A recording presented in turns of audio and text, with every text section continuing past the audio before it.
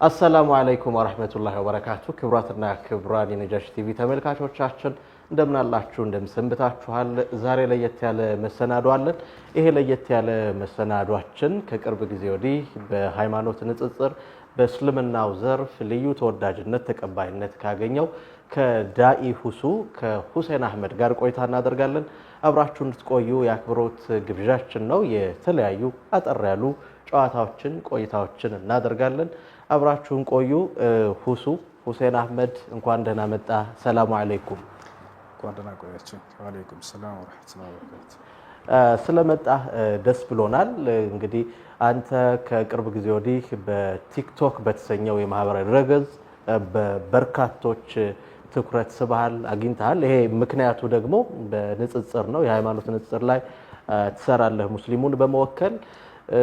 እንግዲህ በዚህ ሁኔታ ነው ዛሬ ቆይታችንና ጨዋታችንን የምናደርገው። ከዛ በፊት ግን እንተዋወቅ። ሁሴን አህመድ የት ነው የተወለደው? የት ነው ያደገው? አሁን ባለትዳር ነው ወይስ እንዴት ነው? ስለ ራስህ ንገረን። እኔ ስሜ ሁሴን አህመድ ወይንም ሁሱ እባላለሁ። የተወለድኩት ደጋን የምትባል ከተማ ነች። ይሄ ነው። ኸይር። እንግዲህ ከተወለድክ በኋላ ያው መማሩ የሚጠበቅ ነው፣ ቂራአት መቅራት የሚጠበቅ ነውና የቂራአት ህይወትህ የት ነው ያለፈው? የትምህርት ሁኔታ ምን ይመስላል? ልጅነትህ፣ ወጣትነትህ እንዴት ነው ያለፈው? ወጣትነቴ ገና አላለፈም። አያልፍም። እሺ። ቂራአት የቀራሁት እዛው የተወለድኩበት አካባቢ ደጋን ነው። እዚያው ነበር እስካሁን ድረስ ያለሁት። እስላማዊ እውቀቶችን የሰበሰብኩት በዚያው ባለሁበት ሀገር ከሼኾችም ከነሱ ነው። እንዲሁም ከውጭ መሻይኾችም ባለው በጊዜው በሶሻል ሚዲያ ከሚተላለፍ ከነሱ እውቀትን ቀስሜያለሁ። አልሐምዱሊላህ። ይሄ ነው። ሼኾችህን እናንሳቸው። እነማን ናቸው ያስቀሩ? ያስቀሩን ሼኽ አብዱልቃድር ይባላሉ። እሳቸው ሐዲስ ያስተማሩ ናቸው። እዛው ደጋን ማለት ነው። ሌሎችም አሉ። ቁርአን ያስቀራኝ ዩሱፍ ይባላል። እሱም አላህ ጀዛቸውን ይክፈላቸው። እነዚህ ናቸው። ስለ ዘመናዊ ትምህርት እናንሳ። የት ደርሰሃል በዘመናዊ ትምህርት? እስከ 10ኛ ክፍል ተምሬያለሁ። እስከ 10ኛ ክፍል። ኸይር። እሺ። እንግዲህ አንተን የምናውቅህ ከቅርብ ጊዜ ወዲህ በቲክቶክ በሃይማኖት ንጽጽር ሙስሊሙን በመወከል ከሌሎች የሃይማኖት ተከታይ ወገኖቻችን ጋር ውይይት እያደረግ በርካቶች እስልምናን እንዲቀበሉ የእስልምናን ብርሃን እንዲያገኙ አድርገሃል። ኸይር ሁሱ፣ እንግዲህ ሰዎች ቂራአት ይቀራሉ። ከዛ በኋላ ወደ ተለያየ የህይወት ጉዞ ውስጥ ያልፋሉ። አንተ ከዛ በኋላ ወዴት ነው የሄድከው? በቀጥታ ወደ ንጽጽር ሃይማኖቱ ነው የሄድከው? በብዛት ደግሞ የገፋፋህ ምንድን ነው? የምትቀራቸው ኪታቦች ናቸው? ሜንተር የሚያደርጉ ሼኾች የተለያዩ ግለሰቦች ናቸው? እንዴት ነው ይሄን ሂደት እስቲ ንገረን። ቂራአት ከቀራኝ በኋላ ወደ ቲክቶክ ስገባ የዛሬ 5 ዓመት ምናምን አካባቢ እንደዚህ የክርስቲያኑን ህዝብ አግኝተህ ታስተምራለህ የሚለውን ነገር አላሰብኩትም ነበር። ዝም ብሎ ማንኛውም ሰው ዝም ብሎ ለአላረል ጊዜ ለማሳለፍ እንደሚጠቀምበት እንደዚያ ዝም ብዬ ሳየው መጀመሪያ ላይ ጥሩ አይደለም። እንትን ያጠፋሁት እንትኑን ማለት ነው። ቲክቶክህን አካውንትህን አጠፋሁት። ከዚያ የሚቀጥለው በሌላ ጊዜ አሁንም ዝም ብዬ ያነሳውኝና ወረድኩት። በዚህ ጊዜ በሁሉም የእምነት ተከታይ እንዳለ የሚገኝበት ስፍራ መሆኑን አየሁ። ለምን ይሄን ነገር ለዳዕዋ አልጠቀምበትም የሚለው ሀሳብ መጣልኝ። ከዚያም ዳዕዋ ጀመርኩበት። ከዚያ የዛሬ ቢያንስ 5 ዓመት ምናምን አካባቢ ሆነዋል። እስካሁን ድረስ አልሐምዱሊላህ ከ5000 በላይ ሰዎች እስልምና ተቀብለዋል። ጥሩ ህዝብን የምታገኝበት ሚዲያ ነው እና በዚህ ላይ እስካሁን ድረስ እንዳልኳቸው ከ5000 በላይ ሰዎች እስልምና ተቀብለውበታል። በተጨባጭ ይሄ የተረጋገጠ ነው። ስንት ሰው? ከ5000 በላይ ይሆናሉ። በጣም ብዙዎች ናቸው። በቀን ቢያንስ በረመዳን ላይ እስከ 12 ሰው በቀን በአንድ ቀን ብቻ እንደዛ የሚሰልሙበት ሁሉ ጊዜ ነበር። የሚሰልሙትን በየጊዜው ፌስቡክ ላይ እናስቀምጣቸዋለን። ምን ያክል ሰው እንደሰለመ ምናምን። ዝቅተኛ እስከ 2 እስከ 1 ምናምን ይሰልማል። ከፍተኛ እስከ 12 በቀን ማለት ነው። እንደዚህ ይሰልማል። አልሐምዱሊላህ። ብዙ ጊዜ ይሄ የሃይማኖት የንጽጽር ስራ ብዙ ሰዎች የሚተቹት በተለይ በዚህ ዘርፍ ላይ የተሰማሩት ከሃይማኖት ከስርዓት ይልቅ ልቅነት እና ያልተገባ ድርጊት ስነ ምግባር ይታያል በግንኙነት ወቅት በመወያየት። አንተ ጋር ግን በጣም በጥሩ ስነ ምግባር እስልምናውንም ሙስሊሙ ማህበረሰብንም እንደሚያኮራ እምነቱን ደግሞ በሚተገብር ሁኔታ ነው በዚህ መንገድ እንደምትሄድ እንሰማለን። እውነት ነው? ከተከታዮች ጋር ስትወያይ በጥሩ ስነ ምግባር ነው? በአደብ ነው? ይሄ ምን ያህል እውነት ነው? አዎ አልሐምዱሊላህ። ዳዋ እስከሆነ ድረስ ዳዋ የሚያደርግ ሰው ሊላበሳቸው የሚገቡ ባህሪያቶችን አላህ ሱብሓነሁ ወተዓላ በቁርአን ላይ ያስቀምጧል። ነቢ ሰለላሁ ዐለይሂ ወሰለም ሐዲስ ላይ ያስቀምጠዋል። ያንን መሰረት አድርገን ነው የምንጣራው። በዚያ ሰዎች እንዲጣሩ እመክራለሁ። አላህ በሱረቱ ነሕል ላይ ምን ይላል? ኡድዑ ኢላ ሰቢሊ ረቢከ ቢልሒክማ ወልመውዒዘቲ ልሐሰና ወጃዲልሁም ቢለቲ ሂየ አሕሰን ይላል። ኡድዑ ኢላ ሰቢሊ ረቢከ ቢልሒክማ፣ ወደ ጌታህ መንገድ በጥበብ ተጣራ ይላል። ወልመውዒዘቲ ልሐሰና፣ ጥሩ በሆነችዋም ተግሳጽ ምክር ጥራ ይላል። ወጃዲልሁም ቢለቲ ሂየ አሕሰን፣ በዚያስ ጥሩ በሆነችዋ መንገድም ተከራከራቸው፣ ተወያያቸው ይላል።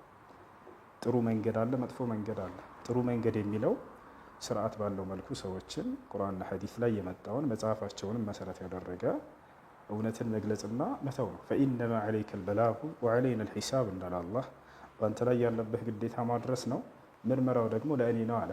አድርሰህ ዘወር ማለት ነው። ከሰውየው ጋር እሰጥ አገባ ውስጥ መግባቱ አስፈላጊ አይደለም። ይህ ነው እና ወጃዲልሁም ቢለቲ ሂየ አሕሰን፣ ጥሩ በሆነችዋ መንገድ ተወያያቸው ይላል። መጥፎ የመወያያ መንገድ እንዳለ ያስረዳናል አንቀጹ ማለት ነው። መጥፎ ምንድን ነው? መሰዳደፍ፣ መዘላለፍ፣ አንዱን ከፍ ዝቅ ማድረግ፣ እዚህ ውስጥ መግባት ማለት ነው። ያ ነው እና ይሄ ነገር አይቻልም፣ አይፈቀድም። አላህ ሱብሓነሁ ወተዓላ በሱረቱል አንዓም ላይ ወላ ተሱቡ አለዚነ የድዑነ ሚን ዱኒላህ ፈየሱቡላህ ዐድወን ቢገይሪ ዒልም ይላል። እነዚያ ከአላህ ውጭ የሚያመልኩ ሰዎችን አትስደቧቸው ይላል። አትስደቧቸው፣ ባለማወቅ እነሱም መልሰው አላህን ይሳደባሉና ይላል። እዚህ ላይ ግን እንግዲህ የቲክቶክ ድረገጽ ማህበራዊ ሚዲያ እንደሚታወቀው ልቅ ነው፣ ህግ ስርዓት የለውም። ሁሉም የመሰለውን የሚያደርግበት ነው። የሃይማኖት ንጽጽር ሲሆን ደግሞ ሰዎች ለሃይማኖታቸው በመወገን ስሜታዊ ይሆናሉ። በዚህ ወቅት ጥቃት አለ፣ የዘለፋ አለ፣ ክብረነክ ንግግር አለ። እኒህን ነገሮች አንተ የምትቋቋምበት መንገድ ምንድን ነው? እስካሁንስ እንዴት ነው ይሄንን ተቋቁመህ መዝለቅ የቻልከው? ሚስጥር አለው? ካለው ብትነግረን። አዎ ሚስጥር አለው የምንታገስበት። አላህ ሱብሓነሁ ወተዓላ የሚገርም የቁርአን አንቀጽ፣ ሁሉም ይገርማል። አጅብ ነው። እና ሰሚዕና ቁርአንን አጀባ ነው አይደል? ወስቢር ሊሑክሚ ረቢከ ፈኢነከ ቢአዕዩኒና ይላል። ወስቢር ሙሐመድ ሆይ ታገስ ይላቸዋል። ሊሑክሚ ረቢከ ለጌታ ፍርድ ታገስ። ፈኢነከ ቢአዕዩኒና አንተ በአይናችን ቁጥጥር ስር ነህና ይላቸዋል። የምንናገረውን ንግግር የምንሰራውን ስለ አላህ ሱብሓነሁ ወተዓላ እያየ እስከሆነ ድረስ ለእርሱ ስንል ትዕግስት አድርገን ማስተማር ግድ ይላል። ወስቢር ወማ ሰብሩከ ኢላ ቢላህ፣ ታገስ ትዕግስትህን ለአላህ እንጂ ለሌላ አይደለም፣ ለአላህ እንጂ በሌላ አይደለም ይላል። በጣም በርካታ ቦታ ላይ አላህ ሱብሓነሁ ወተዓላ በሶብር ያዛል። ዳዕዋ የሚያደርግ ሰው ሰብርን መላበስ አለበት። ይሰደባል፣ ይዘለፋል፣ ያን ሁሉ መቻል አለበት። ያን ካልቻለ ሰዎች ወደ ኢስላም ሊመጡ አይችሉም። አላህ ሱብሓነሁ ወተዓላ በሱረቱል አልዕምራን ላይ ምን ይላል? ወለው ኩንተ ፈዘን ገሊዘል ቀልቢ ለንፈዱ ሚን ሐውሊክ ፈዕፉ ዐንሁም ወስተግፊር ለሁም ወሻዊርሁም ፊል አምር። አንተ ደረቅና ልበ ደንዳና ሆነህ በነበር ሰዎች ከአንተ ይበተኑ ነበር፣ አይቀመጡም ማለት። ነገር ግን ነቢ ሰለላሁ ዐለይሂ ወሰለም ታጋሽ ነበሩ። ይሰድቧቸዋል፣ ይዘልፏቸዋል፣ አደሟቸው፣ አቆሰሏቸው፣ ፈነከቷቸው፣ ብዙ ነገር አደረጓቸው፣ አሳደዷቸው። እርሳቸው ግን ወካነ የምሰሕ ደም ዐን ወጅሂ ዐለይሂ ሰላቱ ወሰላም ወየቁል አላሁመ ግፊር ሊቀውሚ ፈኢነሁም ላ ያዕለሙን። አድምተዋቸው ደማቸውን እንደዚህ እያበሱ ነቢያችን ሰለላሁ ዐለይሂ ወሰለም አምላኬ አላህ ሆይ የሚያደርጉትን አያውቁምና ይቅር በላቸው ይሉ ነበር። ይሄንን እነዚያን በዳዕዋ ጊዜ ነቢ ሰለላሁ ዐለይሂ ወሰለም የደረሰባቸውን ግፍና መከራ አይተን እንዴት እንዳሳለፉት ያንን ደግሞ አንብበን በእርሳቸው ልክ መሄድ እንዳለብን ያንን ስንሄድ ጊዜ በቃ ለዚያ ነው ትዕግስት ምናልባት እኔ ላይ ታች ከሆነ በዚያ ሰበብ ነው። እንግዲህ ሁሱ ቆይታችን ይቀጥላል። ክቡራትና ክቡራን ተመልካቾቻችን ቆይታችን ይቀጥላል። ፋታ ወስደን ተመልሰን እንመጣለን።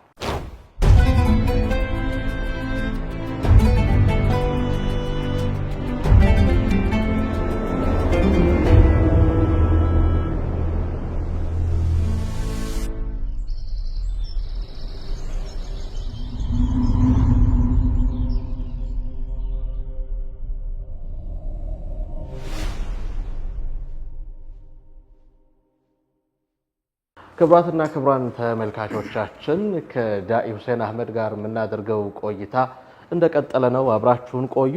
ሁሱ በድጋሚ እናመሰግናለን። እንግዲህ ቀደም ሲል የተለያዩ ቆይታዎችን አድርገን ነበረ። ትንሽ ወደኋላ እንሄድና እንግዲህ እንደጀመርክ አካባቢ ወጣ ገባ ማለት የተለያዩ ይዘቶችን የማስተማር አይነት ነገር ነው የነበረው። ጥያቄና መልስ ፈትዋ የሚመስል ነገር። ከዛ በኋላ መቼ ነው በትክክል በእቅድ በሀሳብ በዝግጅት የተመራ ይሄንን የንጽጽሩን ስራ የቀጠልከው? እንግዲህ ሶሻል ሚዲያ ላይ ስትቀመጥ ብዙ አይነት ሰዎች ይመጣሉ። የብዙ እምነት ባለቤቶች ሙስሊሞችም አሉ፣ ክርስቲያኖችም፣ ይሁዲዎችም፣ እምነት የሌላቸው ሁላቸው የሁሉንም ጥያቄዎች ከቁርአን ከሀዲስ እና ከመጽሐፋቸውም መሰረት በማድረግ ያወቅነውን ማሳወቅ ነው። ነቢያችን ሰለላሁ ዐለይሂ ወሰለም በልጉ ዐኒ ወለው አያ ነው ወሐዲሱ ዐን በኒ እስራኤል ወላ ሐረጅ፣ ከእኔ የሰማችሁትን ለሌሎች አድርሱ አንዲትም አንቀጽም ብትሆን እንኳን ይላል።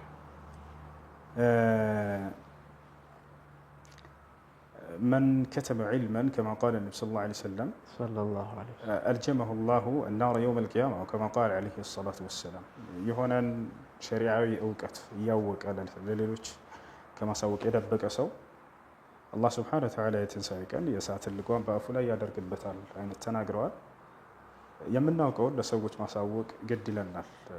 ይህ ቁርአናዊም ሐዲሳዊም አስተምህሮ ነው። ከቁርአንም ሆነ ከሐዲስ እንዲሁም ከዑለሞች የሰማነውን እውነት ሰዎች በዚያ ላይ ማወቅ የሚያስፈልጋቸው ነገር ካለ ያን የሰማነውን ማድረስ፣ ነቅል ከላም ልዑለማ ወከላም ረሱሊ ዐለይሂ ሰላቱ ወሰላም ቀብለ ዛሊክ የአላህና የመልእክተኛውን የዑለሞችን ንግግር ለሰዎች ማድረስ፣ ይሄ ነው ስራችን እዚህ ቦታ ላይ። ሌላው ንጽጽሩን አስመልክቶ የሚያስተምሩ ኪታቦች አሉ። እነዚያንም አንብቤያለሁ አልሐምዱሊላህ። ለምሳሌ ሸይኹል ኢስላም ኢብኑ ተይሚያ ረሒመሁላህ ተዓላ አልጀዋብ ሰሒሕ ሊመን በደለ ዲን አልመሲሕ የሚለው መጽሐፉ በጣም አሪፍ መጽሐፍ ነው። እያነጻጸረ ክርስትና ከመሰረቱ አንስቶ እስከ መጨረሻው በክርስትና ላይ መሲሁን ዒሳ ዓለይሂ ሰላምን ወደ መለኮት ከፍ ሊያደርጉበት ወይም መለኮታዊ ባህሪ ያለው ሊሉ የቻሉበት ጥቅሶችን ከመጽሐፍ ቅዱስ ራሱ እያነሳ በዚያ ላይ መልስ የሰጠበት የሚገርም መጽሐፍ ነው። ይህን መጽሐፍ አነበብኩ አልሐምዱሊላህ። እና ሌሎችም የኢብን አልቀይም ከዛሊክ ሂዳየቱል ሐያራ የሚል መጽሐፍ አለው። ሌሎችን መጽሐፍቶች እነዚህን አነብ ነበር። ከዚያ በኋላ ያን መሰረት ባደረገ ንጽጽር ጀምረናል። አልሐምዱሊላህ ወስተመረና ዐላ ዛሊክ። አሁን በእቅድ ነው በዝግጅት አስባችሁበት ነው እየሰራችሁ ያለሁት? አሁን ባለው ሁኔታ አስበህበትና አቅደህ ነው እየሰራ ያለው? አዎ፣ ዳዕዋ ነው። ዳዕዋ ዒባዳ ነው። ዒባዳ በህይወት እስካለን ድረስ የማያቋርጥ የሆነ አምልኮ ነው። ወዕቡድ ረበከ ሐታ የእትየከል የቂን ይላል አላህ ሱብሓነሁ ወተዓላ። ሞት እስኪመጣብህ ድረስ ጌታን አላህ ተገዛ ይላል። ዒባዳ ደግሞ ትልቁ የአምልኮ ስርዓት ነው። እኛና ነቢያችን ሰለላሁ ዐለይሂ ወሰለም እና እኛ የታዘዝንበት ነው። አላህ በቁርአን ላይ ኡድዑ ኢላ ሰቢል ረቢክ ኡድዑ በሚለው ቃል ላይ አምር አለበት። የአላህ ሱብሓነሁ ወተዓላ ትእዛዝ አለበት። ተጣራ ወደ ጌታ መንገድ ይላል። ወልተኩን ሚንኩም ኡመቱን የድዑነ ኢለል ኸይር፣ ወደ መልካም የሚጣሩ ትውልዶች ከእናንተ ይኑሩ ይላል አላህ ሱብሓነሁ ወተዓላ። ከሌሎች ትውልዶች የተለየንበትና የበለጥንበት ምክንያት ይሄው ነው። ኩንቱም ኸይረ ኡመቲን ኡኽሪጀት ሊናስ ተእምሩነ ቢልማዕሩፍ ወተንሀውነ ዐኒል ሙንከር ይላል። ያኒ በመልካም የምታዙ ከመጥፎ የምትከለክሉ ከትውልዶች ሁሉ የወጣችሁ መልካሞች እናንተ ሆናችሁ እያለ ያዘናል። ከትውልዶች ሁሉ የበለጥንበት በመልካም ስለምናዝ ከመጥፎ ስለምንከለክል ነው። የመጥፎ ሁሉ መጥፎ ደግሞ አላህ ሱብሓነሁ ወተዓላን መካድ ነው። የመልካም ሁሉ መልካም ደግሞ አላህ ሱብሓነሁ ወተዓላን መገዛት ነው። ስለዚህ ሰዎችን ከዚህ ከመጥፎ ካሉበት ክህደት መንገድ ወደ መልካሙና ወደ አላህን ወደ ማመን ወደ ተውሂድ መጣራት እሱን ነው እየሰራን ያለ ነው። በዚህ ላይ እስከ ሞት ድረስ የምንቀጥለው ይሆናል አላህ ካለ ኢንሻአላህ። ኸይር። የህዝበ ክርስቲያን ወይም ደግሞ እንግዲህ ማህበራዊ ሚዲያ የሁሉም እምነት ተከታዮች የሚጠቀሙበት አንድ የሚዲያ አይነት ነው። ምን ይመስላል ምላሻቸው እነዚህ ወገኖቻችን? እንግዲህ ክርስቲያኖች ብዙ አይነት ናቸው። ሲመጡ ጊዜ ወደ እኔ እረዳቸዋለሁ። ብዙ አይነት ናቸው። አንደኛ ተሳዳቢዎች አሉ፣ ዘላፊዎች አሉ።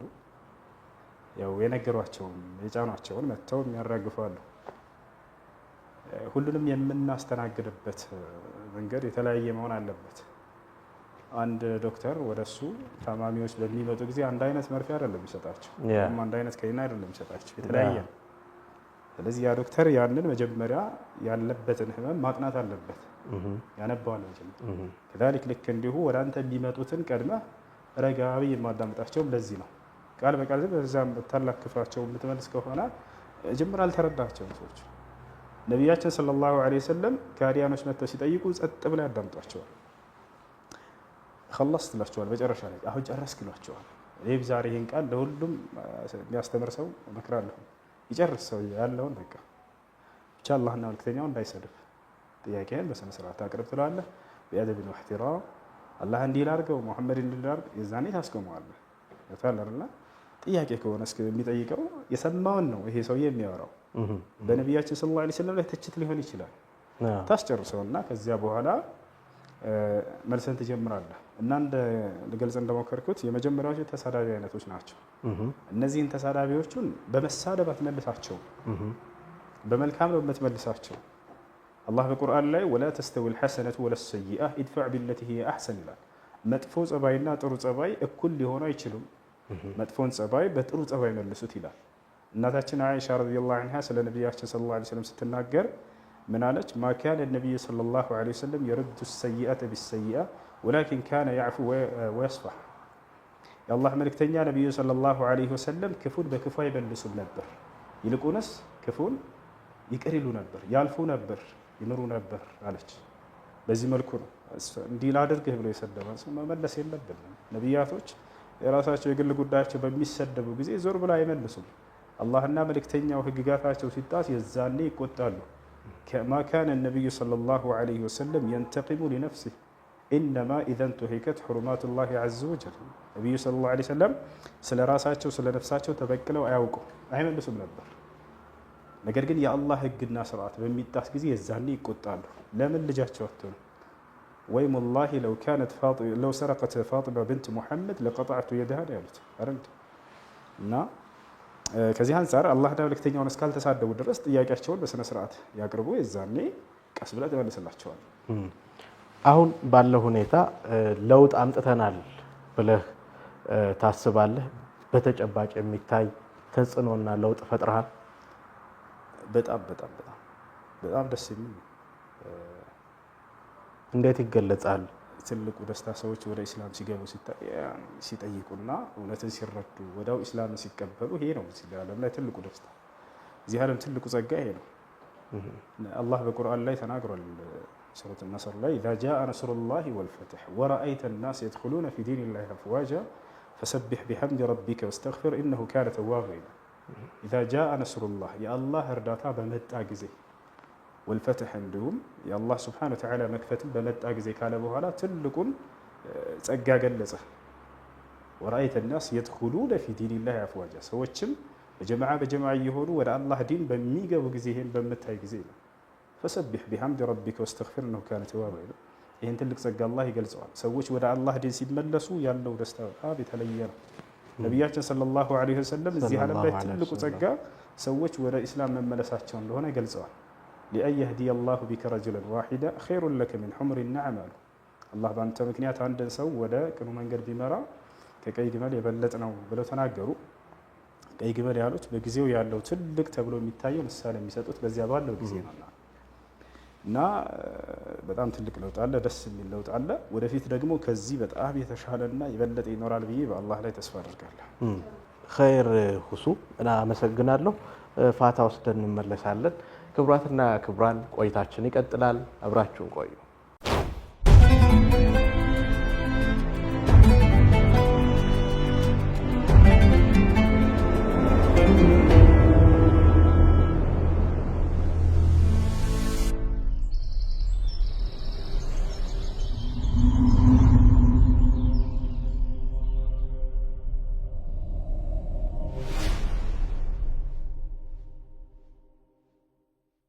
ክቡራትና ክቡራን ተመልካቾቻችን በሃይማኖት የንጽጽር ስራ ከሚታወቀው ከዳኢ ሁሴን አህመድ ጋር የምናደርገው ቆይታ እንደቀጠለ ነው። ሄድ መለስ እያልን ወዲያ ወዲህ እያልን እየተነጋገርን ነው።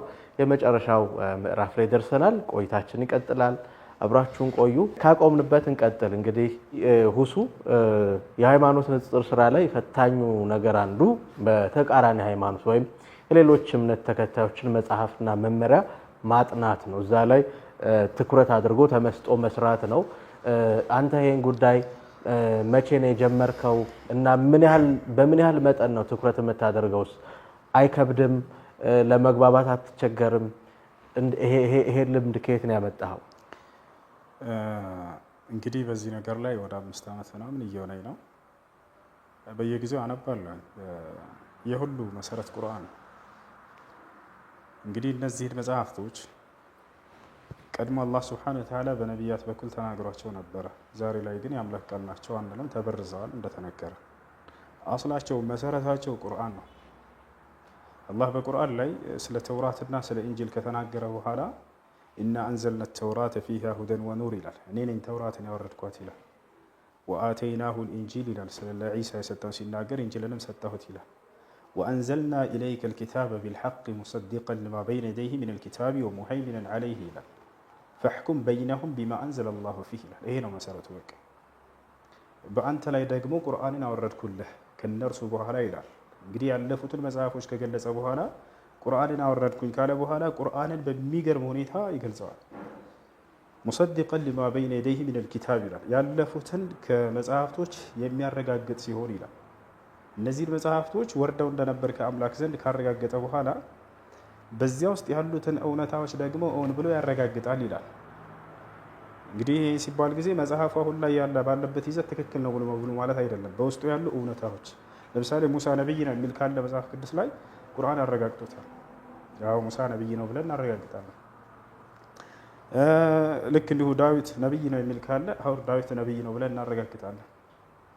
እንዲሁም ሌሎች መሲሁ ዒሳ ዓለይሂ ሰላም በድንግልና መወለዳቸው ኢየሱስ በድንግልና ተወልዷል የሚለው ይሄ እውነት ነው ብለን እናረጋግጣለን። ማርያም እንደሆነች እናቱ እናረጋግጣለን። ማንም ወንድ ሳይነካት በድንግልናዋ እንደወለደችው እናረጋግጣለን። ሙታንን ሲያስነሳ እንደነበር በአላህ ፍቃድ፣ ማየት የተሳናቸውን ሲፈውስ እንደነበር በአላህ ፍቃድ። እነዚህ ሁሉ መጽሐፍ ቅዱስ ላይ ያሉ ተብሎ የሚታመኑትን ቁርአን ላይ ያሉትን እነዚህን እናጸድቃቸዋለን። እና ሙሰዲቀን ሊማ በይነ የደይህ ሚነል ኪታብ ማለት ይሄ ነው። ወሙሀይሚነን ዐለይህ ነው ደግሞ ቀጥሎ በእነዚያ ባለፉት ላይ ደግሞ ተጠባባቂ ነው ብሎ ገለጸው። ያሉትን ስህተቶች ደግሞ ኤክስ ያደርጋቸዋል ቁርአን። ስለዚህ ይሄ ነው ትልቁ ምክንያት አንተ የሌሎቹን መጽሐፍ እንድታጠና ያደረገ እና ቁርአን በቃ አንደኛ ያረጋግጣል ያሉትን እውነታዎች፣ ሁለተኛ ያርማቸዋል። ፈሕኩም በይነሁም ቢማ አንዘለ ላህ አለ መጨረሻ ላይ በመካከላቸውም እኔ አላህ ባወረድኩት ህግና ስርዓት ፍረድ ይላል። ቁርአን በእነዚያ መጽሐፍቶች ላይ ያብራራቸዋል፣ ይገልጻቸዋል። ይሄኛው ስህተት ነው ይሄኛው እውነት ነው የሚለውን መነጽር በለው ቁርአን ለነዚያ ማለት ነው ያያቸዋል። ይሄኛው ስህተት ነው ይሄኛው እውነት ነው የሚለውን። ስለዚህ መሰረቱ ቁርአን ነው። ቁርአንን እንደ ማሐፈዜ ለዚህ ነገር ረድቶኛል፣ አግዞኛል።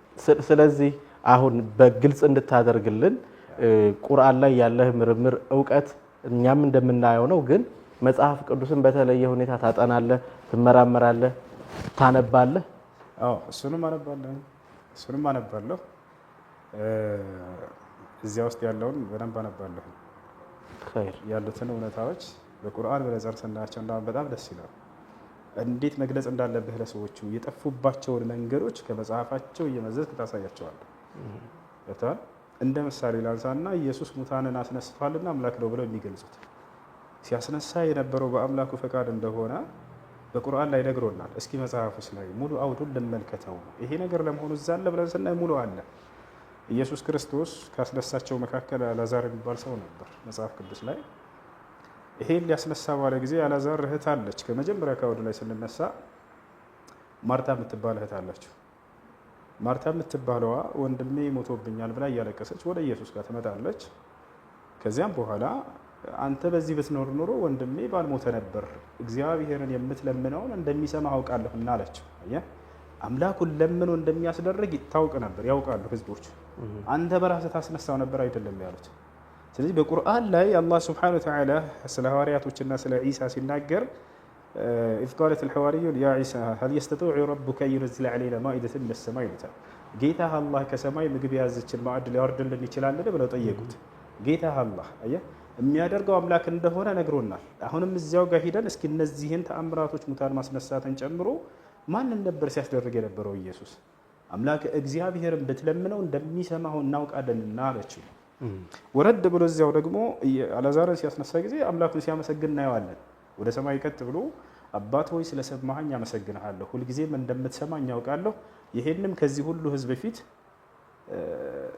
መልእክት አንተ እንደላከኝ እንዲያውቁ ዘንድ እናገራለሁ እያለ ይናገራል። አሁን 3 ነገራቶችን ተናገረ። ወደ ሰማይ ቀጥ ብሎ አምላኩን አመሰገነ። ስለሰማኸኝ የሚለው ከላይ ብትለምነው ያለችውን እንወስዳለን። ስለዚህ ለምኖ እንዳስደረገ ያሳየናል። በራሱ አላስነሳውም። እኔ ከራሴ አንዳች ላደርግ አይቻለኝም፣ እንደሰማው ፈርዳለሁ፣ ፍርዴም ቅን ነው፣ የላከኝን ፈቃድ እንጂ ፈቃዴን አልሻም ይላል። ስለዚህ ስለሰማኸኝ አመሰግንሃለሁኝ አለ። ይወታል። ሌላኛው እዚያው ቀጥሎ ምን አለ? ሁልጊዜም እንደምትሰማኝ ያውቃለሁኝ አለ። ይህ መሰል ተአምራቶችንም ሲያደርግ ጊዜ አምላኩን እየለመነ እሱ እየሰማው እያደረገለት እንደሆነ ይገልጽልናል። ይሄ ቃሉ ከአምላኩ በሚመጣ ፈቃድ ነው። የሐዋርያት ሥራ ምዕራፍ 2 ቁጥር 22 ላይ ጴጥሮስ የራሱ ተማሪ ምን ይላል? አምላክ በኢየሱስ በኩል ድንቅና ተአምርን አደረገ ይላል። አድራጊው አምላክ ነው። በመሲሁ በኩል ያደርጋል። ልክ በሙሴ በኩል ባህርን ሲከፍል እንደነበር አምላክ በመሲሁ በኩል ሙታንን አስነሳ። እነዚያው ላይ በጣም የሚገርመው ነገር ምን ይላል? አላህ በቁርአን ላይ መሲሁ ተአምራትን ከሰራ በኋላ ያስተላለፈው መልእክት እንዳለ ይነግረናል። ፈተቁላህ ወአጢዑን አላቸው። አላህን ፍሩና አሁን የማዛችሁን ትእዛዝ ታዘዙኝ አላቸው። ከተአምራቱ በስተጀርባ ትልቁ ዓላማ ይሄን መልእክት እንድትሰሙ ነው። ነቢያቶች ብለው የሆነ አስጨብጭበው ለመሄድ አይደለም፣ ሙታንን አስነሳ። ትልቅ ዓላማ አለው። ሞታል አይደል? ስለዚህ ዓላማው ምን ነበር? ኢነላህ ረቢ ወረብኩም ፈዕቡዱሁ ሃዛ ሲራጡን ሙስተቂም። የእኔም የእናንተም ጌታ እርሱ አንድ አላህ ነው፣ እርሱን በብቸኝነት ተገዙት፣ እኔም የእርሱ መልእክተኛ ነኝ የሚለውን ነብይነቴን ያረጋግጥልኛል። ይሄ ተአምር ነው እንጂ የመለኮት ባህሪ እንዳለኝ የሚያረጋግጥ ነው አይደለም። እነሱ እንደተረዱት እዚያው ላይ አልዓዛር እንዳስነሳ ምን አለ? ይሄንን ከዚህ ሁሉ ህዝብ ፊት የምናገረው አንተ እንደላከኝ ያውቁ ዘንድ ነው አለ። አምላክ እንደሆንክ ያውቁ ዘንድ አይደለም ያለው። አየህ፣ የመለኮት ባህሪ እንዳለኝ ያውቁ ዘንድ አይደለም ያለው። አንተ እንደላከኝ ሲል የመልእክተኛነቱ ማረጋገጫ እንጂ ሌላ አይደለም። ይሄ ተአምር እዚሁ ላይ በተያያዥነት እናንሳው። በተለያየ ጊዜ ከተለያዩ የሃይማኖት ተከታይ ወገኖች በተለይ ከመምህራኑ ቁርአንን እናውቃለን፣ ሀዲስን እናውቃለን፣ በአረብኛ ቋንቋ እንራቀቃለን የሚሉ ወንድሞቻችንን እንመለከታለን። እውነት ቁርአንን ያውቁታል? እውነት የአረብኛ ቋንቋ እውቀት አላቸው? አረጋግጣችኋል? እዚሁ ስራ ላይ ስላላችሁ አያውቁትም። ያው አረበኛ አያውቁ። ለዚህ ነው እስኪ አረበኛው አምጡትና እናንብበው ስንላቸው ጊዜ ይህን አለማወቃቸውን ራሳቸው ናቸው የተናገሩት። አለማወቃቸውን ለመደበቅ በአረበኛ አትደበቁ ሙስሊሞች ይሉናል። መደበቅ አይደለም እውቀት ነው። እኔ የተወረደልኝን ቃል በወረደልኝ ቋንቋ አውቀዋለሁኝ፣ አነባዋለሁኝ። እዚያ ጋር ግን የተወረደ ነቢያቶቻችን ተናግረውታል ብለው በሚሉትን ቋንቋ ዕብራይስጡን አያውቁትም። ከስንት እንደሚያውቁ ሊሆን ይችላል። እነዚህ ጥሩ ቦታ ላይ ያሉት የሚያውቁ ልጆች አይደለም። ስለዚህ አሉባልታ ነው ሊባል ይችላል፣ ወይም ፈጠራ ነው ሊባል ይችላል። አሁን በሶሻል ሚዲያ በስፋት የምናያቸው ነገሮች አረብኛን ቋንቋን ከማወቅ ሐዲስን ቁርአንን ከማወቅ አንጻር እየተባሉ የሚነዙ ነገሮች ምንም ከአረበኛውን እንደማያውቁት ራሳቸው ይመሰክራሉ፣ ያውቃሉ። እሱ አረበኛውን አያውቁት። ቁርአን ያውቃሉ። እንትን ነው እሱንም አውቀውት አይደለም። እኔ ብዙ ጊዜ ተናግሬ ያለሁ ሐዲስስ ቁርአንንም ሐዲስንም አያውቁትም። ናገራ እፊቴኑና እንደዚህ አይነቶችን ትችቶች እስኪ ተቹን አቅርቤ ያለሁ ለማንኛውም ከቄሶችም ከዲያቆናቶች ከሁላቸውም ማለት ነው። ማንኛውም ጥያቄ አይደለም፣ ችግር የለውም አትጠይቁንሽ። ትችት ኑና ኢስላምን ተቹ የምትተቹ ካለ ታላር ይሄን አያውቁትም አረበኛውን አውቃለሁ የሚል ካለ ላገኘው ደስ ይላል። መልካም ወደ ማሳረጊያው እንሂድ። እንግዲህ በሀገራችን ውስጥ ሃይማኖቶች፣ ባህሎች፣ እምነቶች፣ አስተሳሰቦች ተከባብረው ተዋደው እንደሚኖሩ ይታወቃል። ግን ደግሞ በተለያየ መንገድ ጫፍ ላይ ያሉ ጠርዝ የረገጡ ወገኖች ደግሞ የኔ የምለው ሃይማኖት ተነክቶብኛል፣ ስለዚህ ከሌ ጠላቴ ነው፣ ስለዚህ አጠቃዋለሁ፣ የኃይል እርምጃ ወስዳለሁ፣ እኔ እያለሁ እሱ አይኖርም የሚሉ ነገሮች እንሰማለን እና ከዛ አንጻር አንተ ያለህበት የደህንነት ሁኔታ ምን ይመስላል? ምክንያቱም ሶሻል ሚዲያ ላይ ሰዎች ማንነታቸውን ደብቀው ሰዎችን ለማጥቃት ሲዛለፉ፣ ሲሳደቡ፣ ክብረ ነክ ንግግር ሲናገሩ፣ ከባህል ከሃይማኖት ያፈነገጡ ነገሮች ሲነገሩ እንሰማለን እና አንተ ያለህበት ሁኔታ ምን ይመስላል? የደረሰብህ አደጋ አለ? ሽልማት እንዳለ ሰምተናል። አደጋስ አለ? የደረሰብኝ አደጋ የለም። እስከ ዛቻዎች ይኖራሉ ስናስተምር፣ ኮሜንትም ላይ በውስጥም ገስትም ላይ እየገቡ ምናምን። እነዚህን ግን እኔ መልስ አልሰጥባቸውም። አንድም ቀን እኔ እንደዚህ አድርገኸኝ ምናምን ብዬ እላለሁ። ይሄ ነገር የተጫነባቸውን ነው ልጆቹ መጥተው የሚናገሩት። ያንን ሹብሃ እኛ ተቀብለን አስረድተን ልክ እንደ እንግዳ ነው እንዳማያቸው ተሳዳቢዎቹ ሳይቀሩ እንግዳዬ መጥፎ ነው እና ጥሩ ነው ብለህ እንትን አትመልሰው።